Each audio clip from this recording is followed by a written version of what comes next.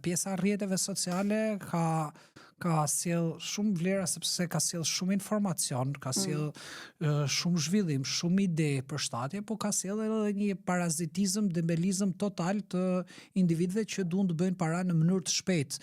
Kemi vetëm imazhin e njerëzve që bëjnë para në mënyrë të shpejtë dhe nuk shikoj askund imazhin e njerëzve që zgjohen çdo ditë në orën 7 mëngjesit, 6 mëngjesit, punojnë gjithë ditën dhe bëjnë pak nga pak para për të bërë atë gjën e madhe që bëjnë pas 10-15 vjetësh. Nuk shoh dikë që thot puno fort 20 vjet dhe pastaj doja dalësh.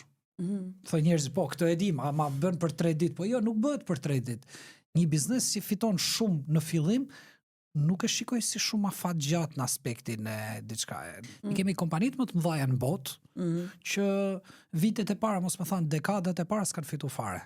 Pra, merret gjitha, që të Amazon, që të Tesla, që të shumë kompani të mëdha në botë, që dekadat e para ose vitet e para kanë qenë me humbje total.